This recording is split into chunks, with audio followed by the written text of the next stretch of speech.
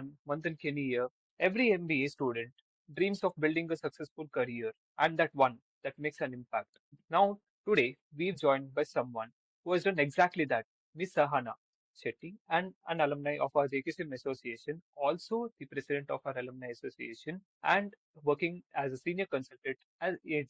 She's here to talk about her journey, the experiences that shaped her JKSHIM career, and how those lessons have helped her in the corporate world. I welcome you, ma'am. Thank you so much, Manthan.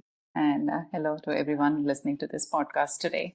When you look back at your decision to join JKSHIM, was HR always your calling, or did that interest evolve during your time there? Yeah, to be quite honest, I think like many of us, neither did I have full clarity of how my career should be. Definitely, I enjoyed a lot of aspects that comes within HR, like meeting people, really solving for people problems, and a very broad brushed understanding of what HR would have. And I think I just went with that, but I'm glad I did. That's good to hear, ma'am. Also, was there a particular interest where someone else might have told you that, HR is going to be booming in the upcoming world?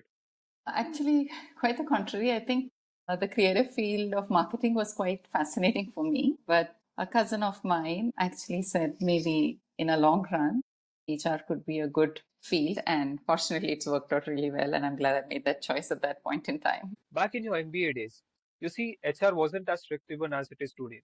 How do you think the meaning of human resources has evolved ever since you were a student?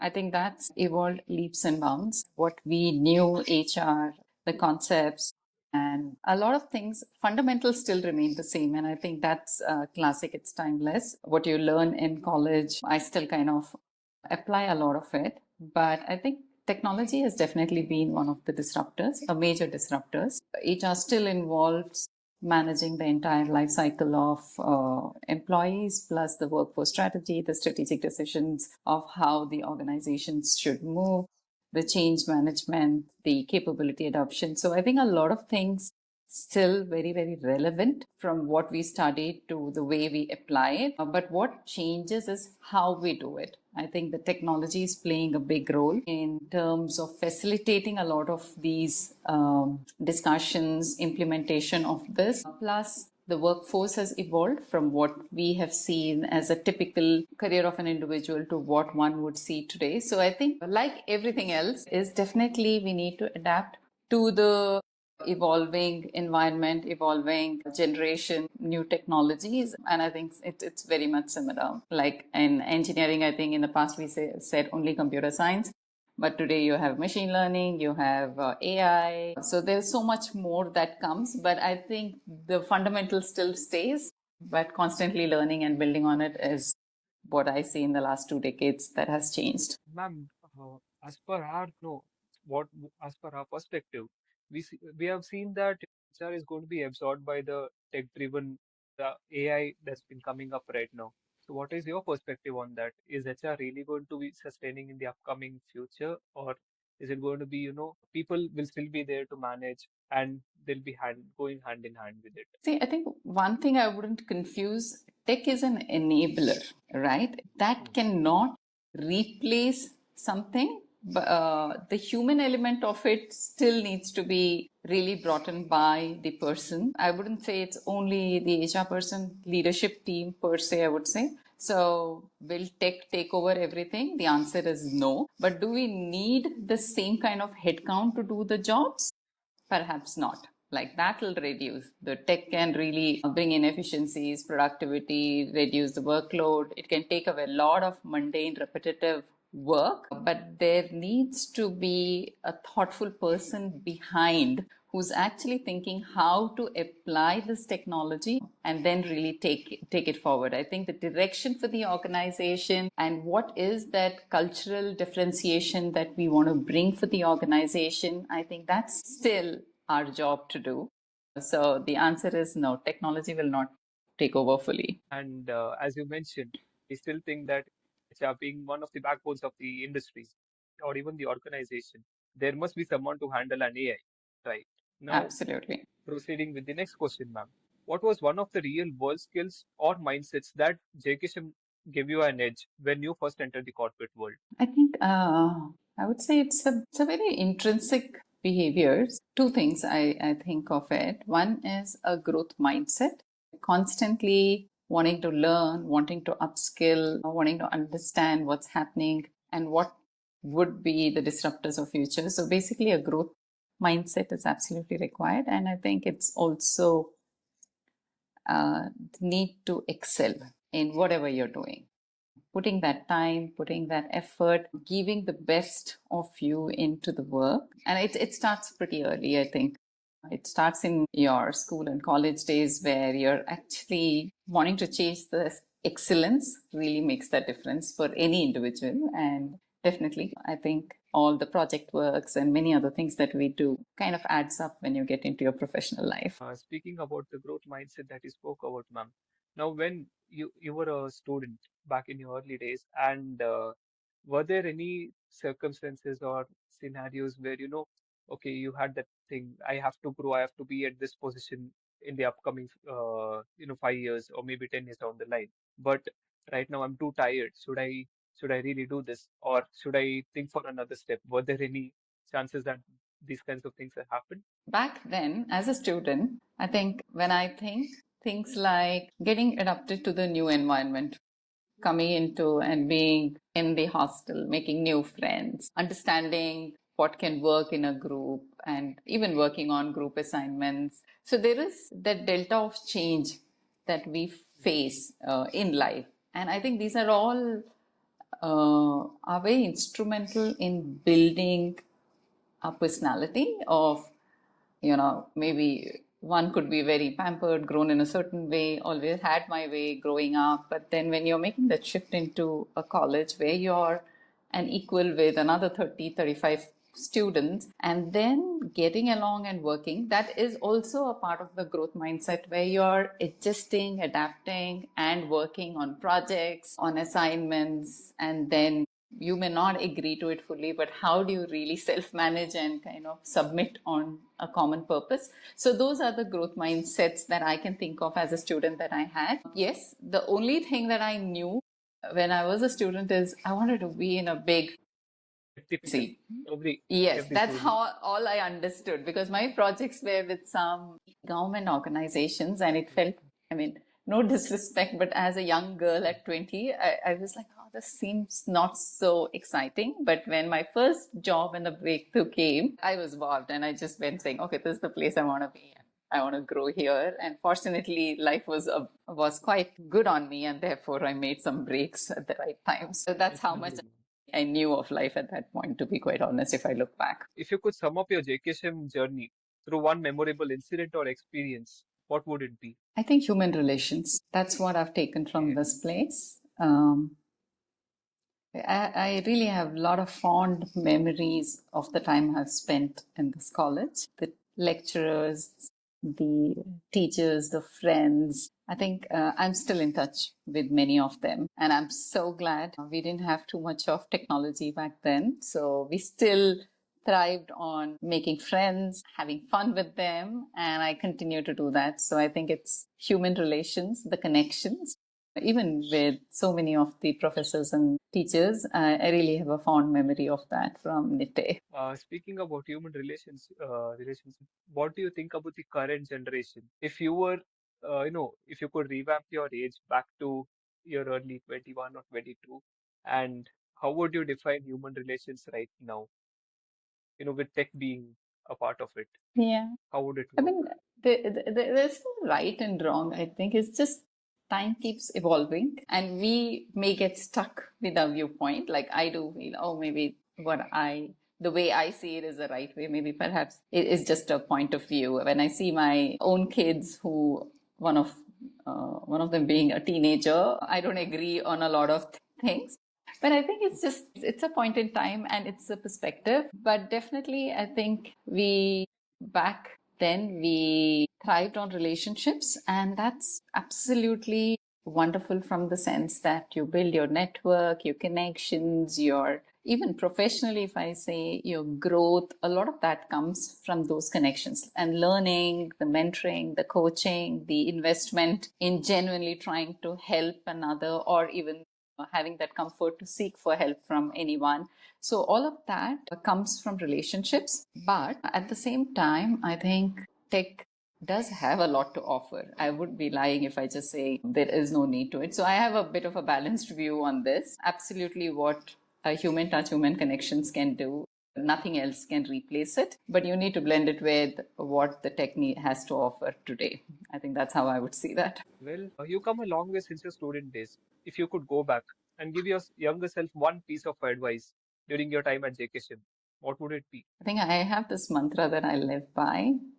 Of course, applying your value system and the human judgment around it. The only thing that you regret in life are the ones you've not tried. So I think take risk, try a lot of things. Don't have a fixated mind about everything that I try, I need to succeed. No, I think failures give you far more valuable lessons. You become a more solid person. I think that's one thing. I used to be very scared. I wanted to have success all along and never wanted to fail in anything that I did, which I've changed over time, I feel. Now, looking back, or even to my own kids, I say failure is just another thing where you learn so much more than the success, actually. So I think give it a shot. If you have a desire for something, just go ahead, give it a shot. Don't worry about what others thinking, because in life you only regret things you've not tried. Yeah, you know the term YOLO, you only live once. I think that would Yes, pretty much sum up. Just go ahead and yes, take the risks. absolutely, Well, absolutely. yes, ma'am. So well, transitioning from your academia to the corporate world, which was never easy. How did your early year at HSBC help you build your foundation at HR? Yeah, that's an interesting story, actually. Taking risk is where it all comes. If I'm allowed to just diverge for 10 seconds on this story, when I went to Bangalore, I was also, studied mostly in Bangalore and small cities. It was a bit intimidating, sudden exposure to a big city, living on my own. I did go into the small consultancy. That was my first interview. They said, "Oh, yes, we will give you a job, but I need you to appear for another interview," which was an operations job, actually. I didn't understand that fully. And by chance, I came to HSBC because I think for the consultant, they just had to meet some numbers, and I was one of that number to fulfill their headcount elsewhere. So they interviewed me from some ops job, and that's not what I was looking for. Very innocently, I went and told the interviewer, "But I'm an HR graduate. I want to work as an HR person." And she was an expat from UK. She smiled and she was quite senior. I didn't realize whom I was talking to, but all I knew is I'm an HR person and I need an HR job in this huge, shiny office. And I was so really impressed as a beginner. So she said, "Look, I quite want to hire you into this organization, but I don't have a role for HR. We've not set up the HR office yet. Join as a data specialist, and then in time you will get opportunities and you can apply for it and move." It did make me nervous, but I think I was somewhere convinced with that person that, oh, this opportunity is going to come and I'll do it. But true to it, in fast forward 10 months, the organization started growing. I think I was the first 100 employees or something in HSBC when I got hired. And then I put my hand up, me and my another friend of mine. He got selected first. In a month's time, there was another opening. Then I applied. Then I got into it. And my whole career was on track with HR. And the best part of it was looking back, and I think there's an element of luck. I was not too fixated. I said, okay, hell yeah, I'm okay with the experiences that I can get. And fortunately, it came back into an HR field. Otherwise, it could have been a total different journey for me today, but it all worked out good. I see you had that fire, whatever happens, I want to land up in HR in the end. Oh, I yes. just Oh, don't want to. yes. Yes. Oh, yes. And actually, there's a bit of a story. I don't want to take names here. I had another friend who did the same journey, and life happened. She got married and she got delayed applying for the role. And I still remember I was saying, don't stop, like apply for the next role that comes in HR. But she somewhere stopped trying. And I mean, it's not a bad place that she's in today. She's also as equally successful, but she didn't want the rejection and therefore she just stayed where she stayed. So all I'm trying to say is if you're passionate about something, sometimes you may have rejections, but don't stop. Like it's just a point in time. So make that effort, go back again, approach it again, and take what you want to be in life. Just another challenge that everyone has to jump back to where they want Yes, to be. absolutely. Yes. Absolutely. Well, ma'am, so then spending nearly a decade at HSBC, you must have been exposed to a diverse, to multiple diverse challenges. What were some defining moments or initiatives from that period that helped you grow as a professional? Yes, I think the given is your hard work and commitment to work, any work that you pick up. Make sure that you leave that place better than what you had found. I think that attitude should be there in everything that we do. And then I think the opportunities will keep coming, and practically you will have to balance it. Sometimes some of your personal life may take precedence on how you want to juggle it. But when the opportunities come, put your hand up. Don't be too scared or overcritical. Will I know it? How will I do it? Somebody else is better than me. Don't bother. Just go with the mind that I'm ready to put in time. I'm ready to learn and I have no problem asking for help.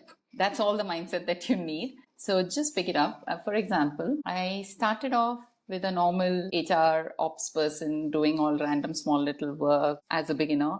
But soon I moved into handling performance, leadership management, understood the whole back end of the payroll, taxation. So these were all odd, different jobs that I did. But because I was passionate about continuously learning, I got all of that. I became an expert in some of these fields. Then, when the opportunity was right, I moved into HR business partnering and kept building. So I didn't get too comfortable with one thing. Every 2 years, 3 years, I would be that problem child with my boss saying, "Oh, what's the next thing can I do? What's the new thing can I do?" Looking back, I'm glad I did that because it kind of gives you a good rounded experience. And today, to a great extent, I feel comfortable. I can plug and play into any area that you throw me, like comp and pen I did for a period of time. So I think it makes sure that you have a wide set of skills. Don't stick to one thing because that's also high when you feel, oh, I'm this subject matter expert. You don't want to, but don't do that.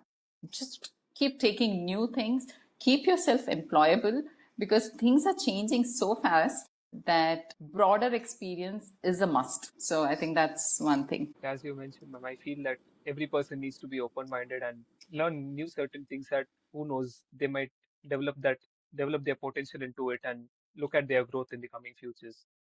Absolutely. Unless you do it, you don't know what you're good at or what you don't want. Even I think one or 2 years of bad stints in a certain kind of a job also teaches you that you just don't like it or you're just not good at it. So I think everything is an experience. Try it out. So, ma'am, after HSBC, you moved to JP Morgan Chase and Company, where you spent over 7 years. And what made this phase a different life for you, and what key learnings did you carry forward from this experience? I think culturally it's a very different organization again. I worked with an UK organization, which is far more people centric.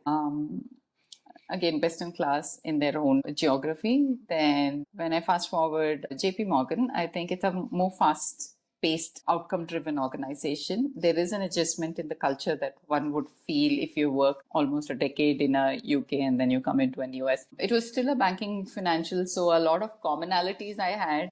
I knew, understood the businesses. I knew what HR is. So all of that was similar, but culturally it was very different. Sense of urgency, the whole outcome driven, whole individualistic performance. Those were the kind of things that I found. JP had a different things, but I really enjoyed working there as well because you have some of the best in class talent, and you get to learn a lot when you're in that company as well. Well, ma'am, I also saw that you have done a general management course at IIM, right?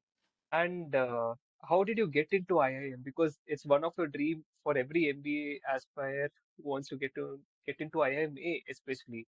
And how did you choose that step? And what was your main motive to join IIM? Because you had already pursued an MBA, and right now, why another general management course? I had come to the point of that midlife stagnation in some sense where I felt, oh, okay, I'm doing a lot of what I'm doing already. And there was a need I felt that I needed to go back into academics and relearn few things and build network as well. I think that's when I did. And it was quite taxing, I would say. I wouldn't lie, working. It was a blended one that I had done. So managing, by then I had 2 kids, I think, yeah. So juggling across a lot of these things was challenging, but I think it opens your mind and it's a wonderful thing to do. I would actually say, don't think of it like boxes, right? Don't think like, oh, I finish academic, then I come into college, into work life. No, I think do a mix and match, and the way you actually learn is very different. Like this time when I went back into the campus, I was very nervous. Like I was in the campus for 40% of the time, but I was with a lot of people with different diverse experiences. We had CFOs in the class, I had some entrepreneurs in the class. So any projects and problem solving, it was a much richer experience because we had some subject matter experts. We had IT folks, I had supply chain people. Like it just kind of made me open my mind. And I had a practical knowledge as well of how to approach things differently. That was again a very rich experience. But I definitely had kind of signed up to work really hard and the double time around that time with keeping my work going and then kind of picking it up. And I would say, 10, 12 years into your career, it's a good shake up that one could do of going back into academics and doing something that kind of helps you and expedites you in your career. So for all the hard work that you've put in, even in your MBA days as well as your IIM journey as well, really paid off. Yes. I think Eh, yes, I built that network. I got to learn many different viewpoints, which makes you a better professional, I think. Well, ma'am, at ANZ, you lead the talent and culture for the technology division. Now, how do you approach aligning HR strategies with the pace of digital transformation in such a dynamic sector? Yes. I think one big shift that we are seeing, and I think anybody with similar experiences would share the same, I think, is I think the skill gap and the capability uplift is something that we all are having to look into. If I have to break this down in a simple way, is a lot of workforce is maybe a similar age or plus or minus, but the technology has changed drastically and it's going to change drastically in the future as well. And we keep making reference to future ready workforce. So we are already a big organization. It's an organization of 10,000 employees. Is everyone ready with the future skill? The answer is no. No organization is in that place. Is the tech moving in a faster pace than the organization can keep up? Yes. So what do? Right? There is a workforce strategy that one needs to have in place. When I say, where is the organization moving? What's the kind of skill sets that you need? And do you have it in the organization? Do you buy, build, borrow? Like all of these concepts really come. Do you really hire from the market? Or do you build because you already have an existing big headcount? So that's where we will have to have a very robust capability build programs and the career programs, which can kind of give you the right value, which also builds career for individuals. Today, a person A is doing an X job. Tomorrow, the same person A needs to do a Y job. So how do you really build that employability across? So these are things that we are working actively today. Capability build is one of those big things that's working. And there are some really interesting, fascinating pieces of work within that. Well, speaking about talent and culture, there's a term DEI, diversity, equity, and inclusion.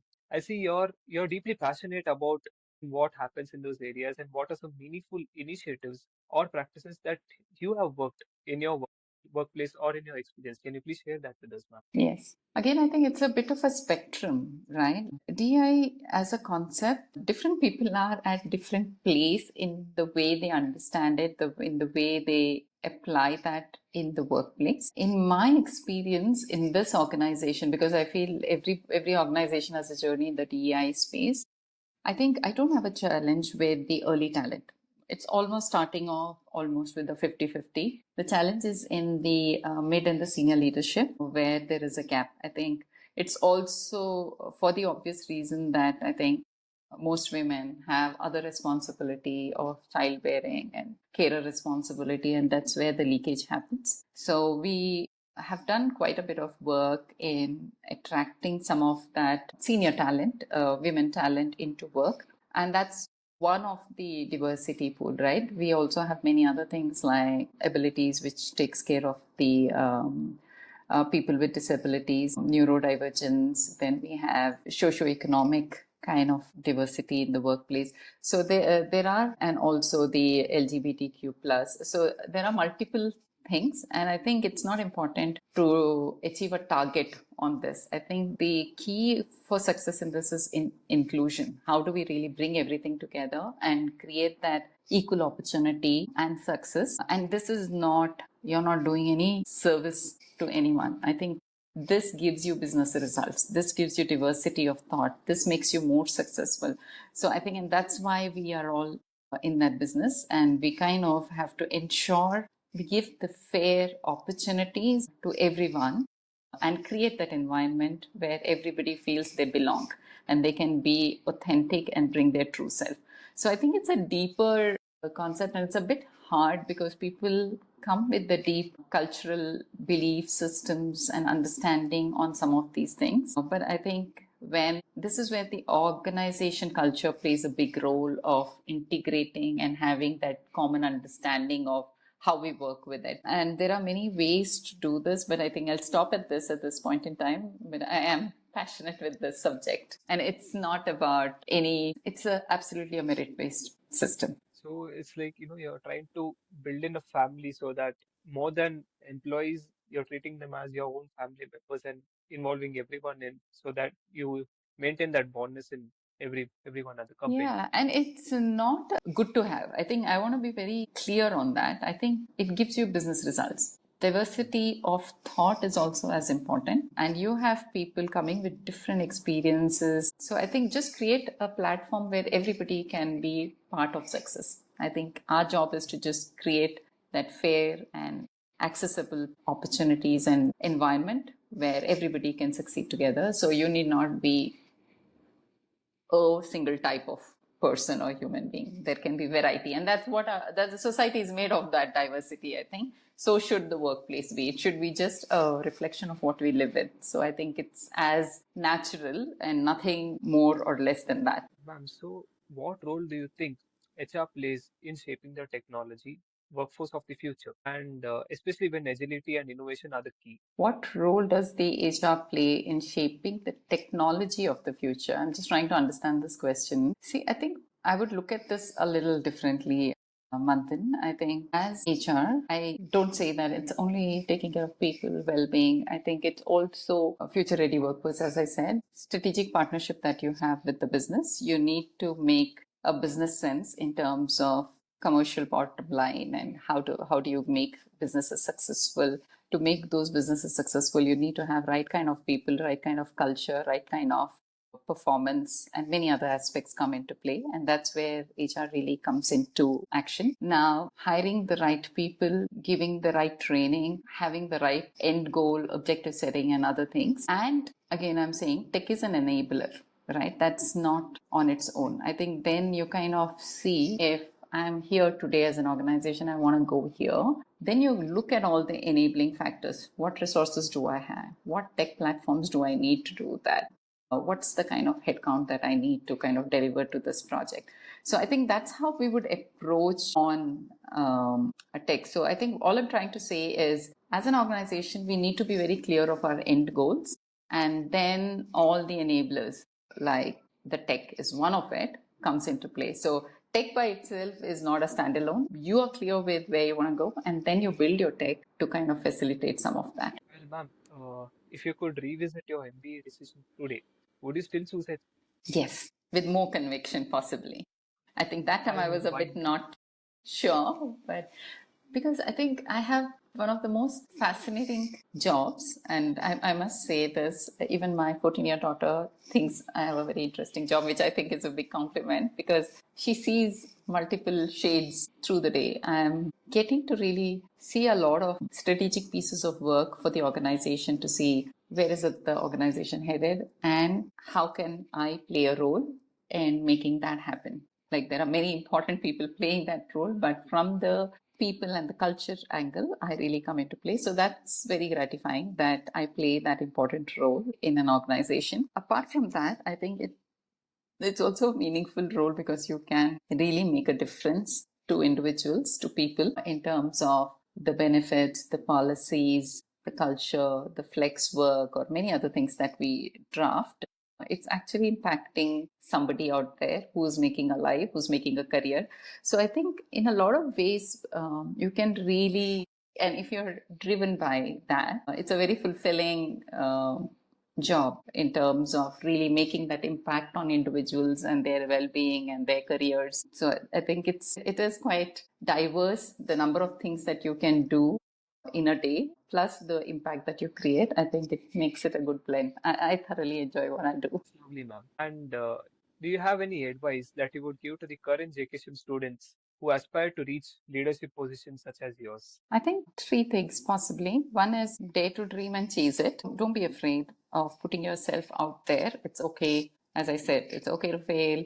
You learn more from it, but keep doing it. Don't allow anybody to say that, you can't do it or this is not for you. If you believe you want to do it and you have something in it, just make sure that you get everything that it takes for you to be successful. So I think be that go-getter, take risks and do what you need to do. Give your 10% in whatever you're doing. Second thing, right? Like, don't do it half-heartedly. Either you're in it or you're not in it. But if you're in it, do that extra. Do your research. Do whatever it takes for you to get the best out of it. That's the second. Chase that excellence in your work. And third is always stay updated, because I think that growth mindset that I spoke of earlier, if it keeps evolving, it keeps changing. Learning is every single day. It doesn't stop with JKSHIM, right? You have to continuously do that.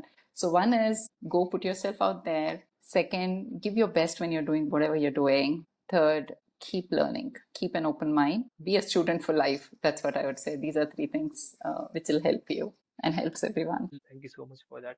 Lastly, do you ever find yourself applying values or lessons that you have learned from your JKSHIM days in your current leadership role? Yes, of course. I think, as I said, all the early experiences actually culminates into the personality that you are today, I think. Uh, I think what I learned on the campus, that human connections, those relationships that I built, immensely helpful for me to build my network. And there's a deeper meaning to building network. It's like your ability to influence change. You need to kind of build those connections if you want to make an impact. So I think that human connections, what I spoke of, I think if I close my eyes, I think one place where I have over indexed and over encashed and learned was in the campus of my college. Second is also the different projects and other things that we work. There is that element of, and also all the extracurricular activities. Those are all very important things, I feel, as a student, because it's building your personality, it's building your leadership skills. How do you really, maybe I'm talking about two concepts together. One is all the projects that you work on. How do you research? How do you put a proposal together? How do you really present? How do you really talk to a large audience? So all those kind of things that you pick up there. And the third thing is all your extracurriculars as well, Athena and other bits that you work on. How do you take initiative? How do you kind of really plan it end to end? These are all the small preparatory grounds that we have, which will be amplified in your jobs when you go out there and apply. So I think as a person, I have really seen a huge amount of growth for myself. And whatever I tried on that campus, on that beautiful campus, I think I have built on it. And I've grown, definitely I've grown with every experiences. But that confidence that I had, oh yes, I can do it, or I want to put my hand up for it, that comes from the campus that I have learned. So I think I have a lot to be grateful and thankful. And I think I've had some really lovely professors. I have a huge amount of gratitude for Professor Muditaya. Even Sudhi sir was one of the professors for me. So I think I've learned quite a bit. Also, just observing some of these teachers, they're being very humble, selfless in the way they have taught us. And I think I try and give that back today when I see the younger college kids. I want to connect back for the reason because I've taken so much from this place, I feel. So, yes, the answer is, have I learned? I think whatever I'm today, it all starts from there. Thank you so much for your experience, ma'am, for sharing your insights. And we have come down to the end of the set of questions. We thank you for sharing your valuable experiences of how your JKSM journey has been and where you have reached until right now. And we wish you all the very best in your upcoming endeavors. And you're always welcome to come back to JKSHIM, have an interaction with all of your professors as well as the students as well. And thank you so much, ma'am. Love you. Thank you. Thank you for the opportunity. And you've been a lovely host, and all the best to all the students. I think the world is yours. Keep learning, keep growing, feel proud, make your institute feel proud about yourself. Best of luck. Thank you so much, ma'am. Thank you.